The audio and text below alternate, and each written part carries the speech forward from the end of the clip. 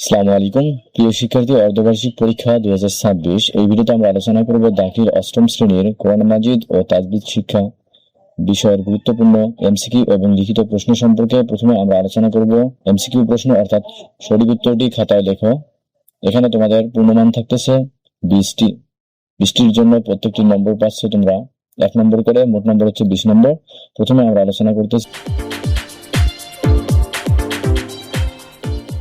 1 নম্বর প্রশ্ন, আর রুহুল আমিন বলতে কাকে বোঝানো হয়েছে? সঠিক উত্তর হচ্ছে গ, জিবরিল ফেরেশতা। প্রশ্ন 2, পবিত্র কোরআন নাজিলের সূচনা হয়েছিল কোথায়? সঠিক উত্তর হচ্ছে ক, হেরা গুহায়। প্রশ্ন 3, কত বছর ধরে পবিত্র কোরআন নাজিল হয়? সঠিক উত্তর হচ্ছে খ, 23 বছর ধরে। প্রশ্ন 4, রাসূল সাল্লাল্লাহু আলাইহি সাল্লাম এর প্রতি ওহী নাজিলের পদ্ধতি কেমন ছিল? সঠিক উত্তর হচ্ছে গ, ঘণ্টার ধ্বনির ন্যায় আওয়াজে। প্রশ্ন 5, জিহাদের মাধ্যমে কি ঘটে? সঠিক উত্তর হচ্ছে পরকাল। প্রশ্ন হচ্ছে 6, ইসরাফিল আলাইহিস সালাম এর ফুৎকারের সাথে সাথে কি হবে? সঠিক উত্তর হচ্ছে গ, পাহাড় পর্বত চূর্ণ বিচূর্ণ হবে। প্রশ্ন 7, জাহান্নামের স্তর কয়টি? এর সঠিক উত্তর হচ্ছে গ, 7টি। প্রশ্ন 8, জান্নাত মোট কয়টি? এর সঠিক উত্তর হচ্ছে ঘ, 8টি। প্রশ্ন 9, ইত্তাকু এর বাদ কি? সঠিক উত্তর গ, ইফতিয়াল। প্রশ্ন 10, খতমুন শব্দের বহুবচন কি? এর সঠিক উত্তর হচ্ছে খ, খওয়াতিমু। খতমে নবুয়ত কোন ভাষার শব্দ? সঠিক উত্তর হচ্ছে ক, আরবি ভাষার শব্দ। প্রশ্ন 12, শাফায়াতের পর্যায় কয়টি?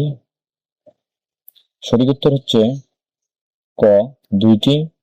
প্রশ্ন 13, সর্বোত্তম সদকা কি?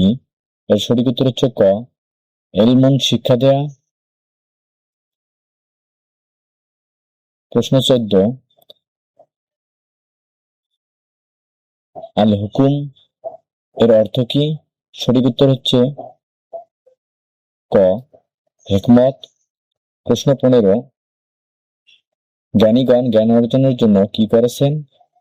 সঠিক উত্তর হচ্ছে খ, সফর করেছেন। প্রশ্ন 16, বিশুদ্ধ কেরাতের সংখ্যা কতটি?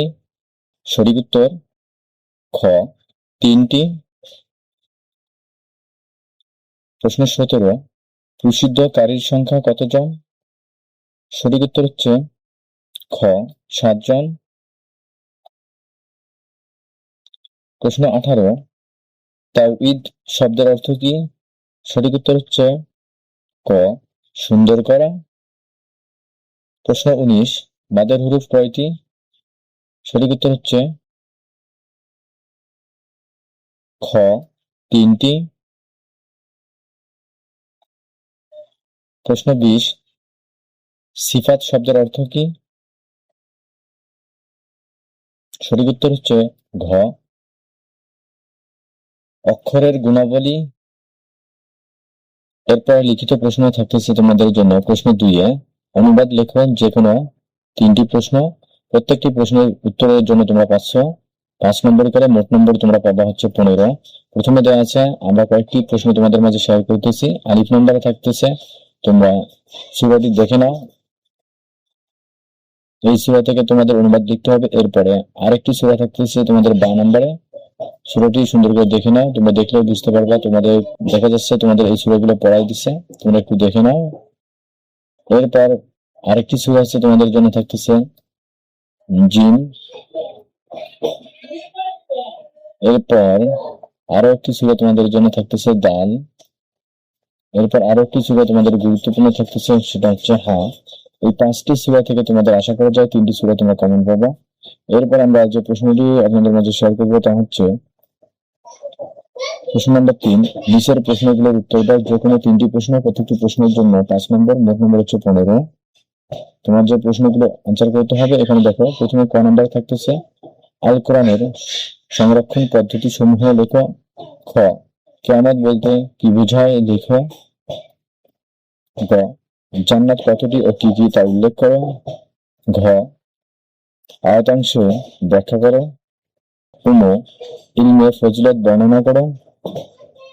এই পাঁচটি থেকে তোমাদের প্রশ্ন আসার সম্ভাবনা রয়েছে। তোমরা পাঁচটি সুন্দর করে পড়ে নিবা। আশা করা যায় তোমাদের পরীক্ষায় এই পাঁচটি থেকে যে কোনো তিনটি তোমরা কমন পেয়ে যাবে। এরপরে তোমাদের প্রশ্ন থাকতেছে 4 নম্বরে তাহকিক করো যে কোনো পাঁচটি। এখান থেকে তোমাদের পাঁচটি প্রশ্ন অ্যান্সার করতে হবে। প্রত্যেক প্রশ্নের জন্য তোমরা নম্বর পাবো হচ্ছে 2 নম্বর করে, মোট নম্বর 10 নম্বর। তোমরা দেখে নাও।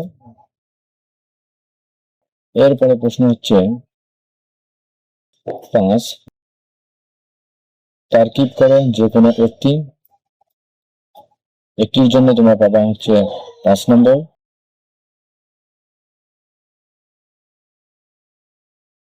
তোমার দুইটি দেওয়া আছে, আলিফ এবং বা দেওয়া ছিল, তোমরা দুইটি দেখে নিবা। আশা করা যায় এখান থেকে দুটির মধ্যে থেকে একটি কমন পাবা। এরপর প্রশ্ন নাম্বার হচ্ছে 6 হরকত সহ মুখস্থ লিখো যে কোনো একটি। ক সূরা আল ইনশিকাক এর প্রথম 5 আয়াত। খ সূরা আল বুরুজ এর প্রথম 5 আয়াত।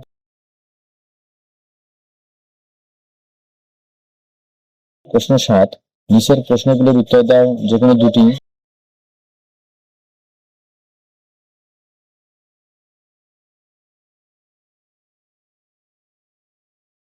ক কেরাত এর সংজ্ঞা দাও, তা গ্রহণযোগ্য হতে কতটি শর্ত প্রযোজ্য বর্ণনা করো।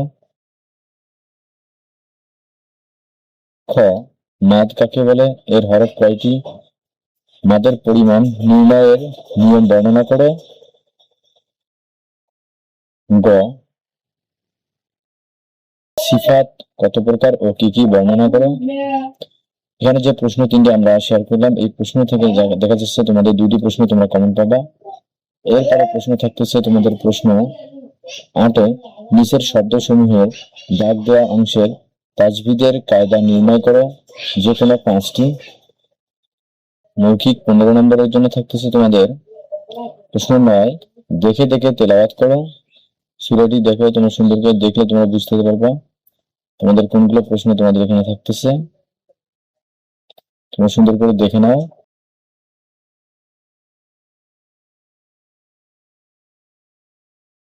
এরপর প্রশ্ন হচ্ছে 10 তাজবিদের কায়দা বলো। প্রশ্নগুলো দেখে নাও। এরপর প্রশ্ন হচ্ছে 11 সূরা আল বুরুজ এর শেষ 5 আয়াত মুখস্থ বলো। ভিডিওটি ভালো লাগলে ভিডিওটিকে লাইক দিবা এবং বন্ধুদের মাঝে শেয়ার করবা, এবং চ্যানেলে প্রথম হতে হলে অবশ্যই চ্যানেলটি সাবস্ক্রাইব করবা। পরবর্তী ভিডিও পাওয়া পর্যন্ত ভালো থেকে সুস্থ থাকো। আবার দেখা হবে। খুদা হাফেজ।